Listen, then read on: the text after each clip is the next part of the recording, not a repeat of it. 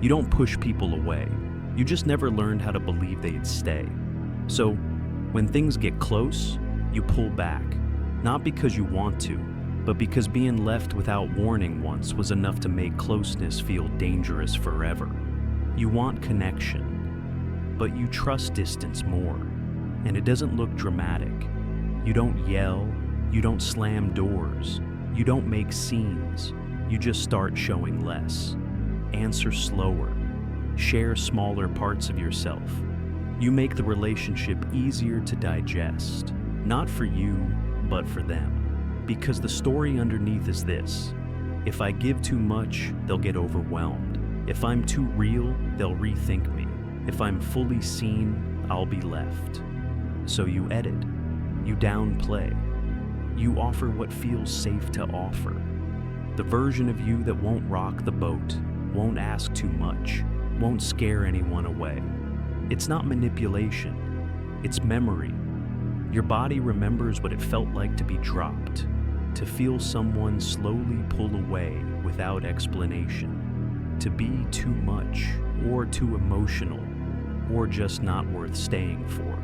So now your nervous system does the work for them. You end the thing before they can. You disconnect before they drift.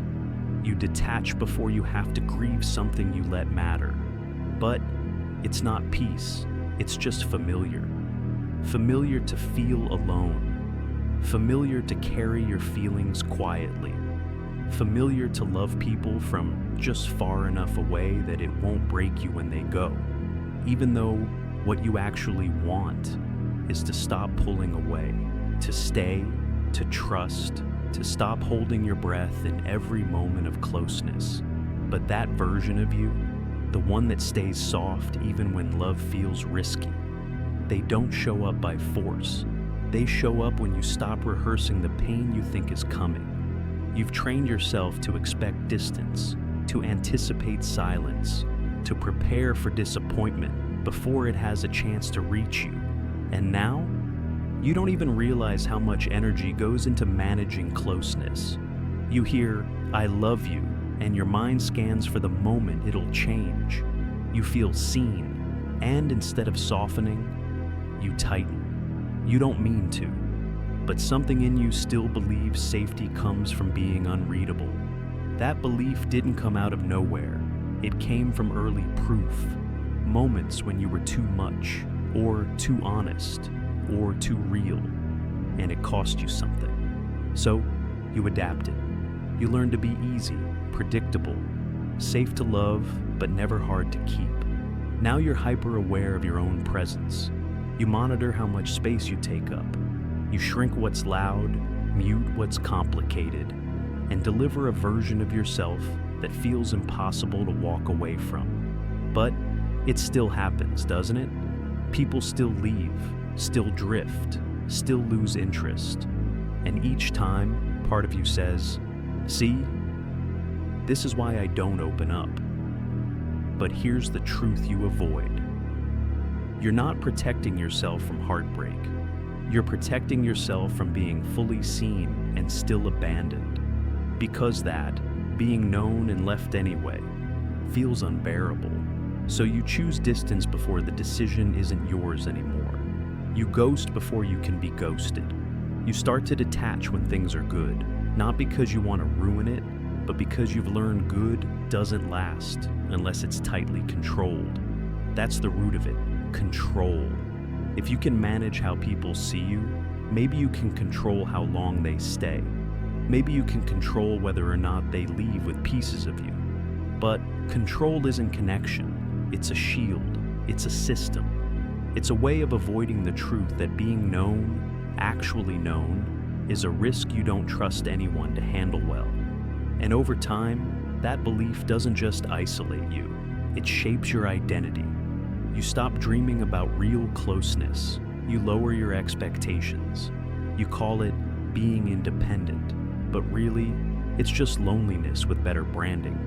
The people in your life don't know how much of you they're not getting. They love what you give, but they don't know what you've kept. And eventually, neither do you.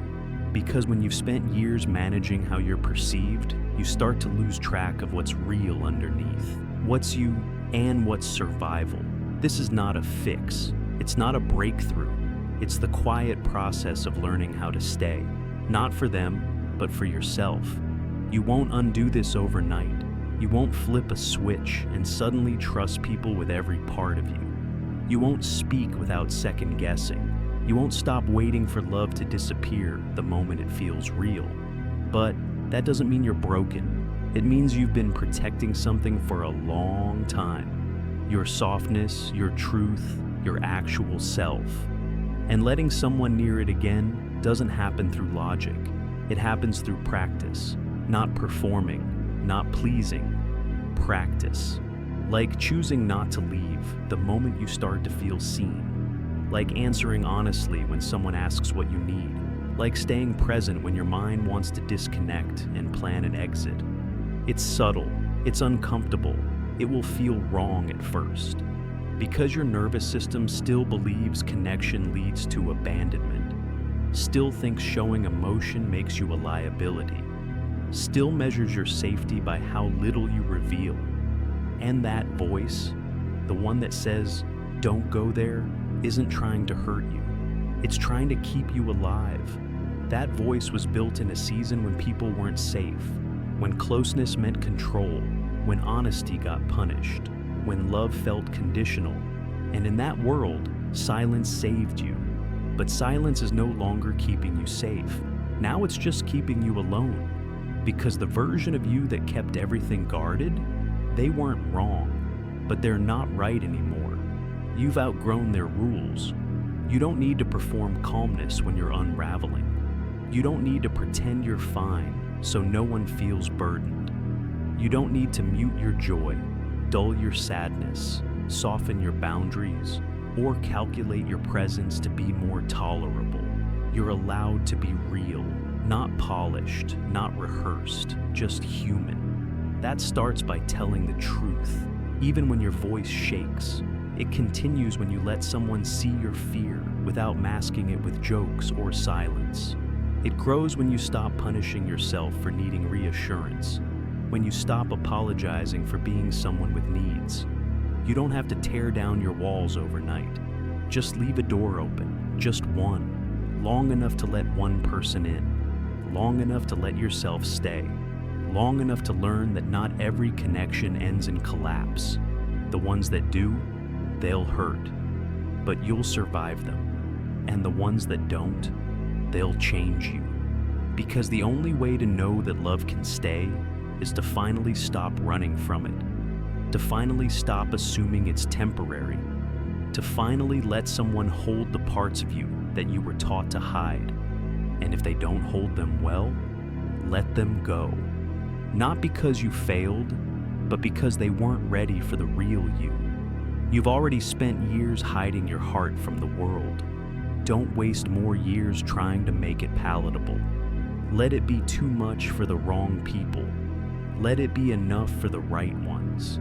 Most of all, let it be yours again. Because at the end of all this, beneath the fear, beneath the quiet, beneath the overthinking, is someone who doesn't need fixing. Just someone who got used to surviving love instead of receiving it. And it's time they learn the difference.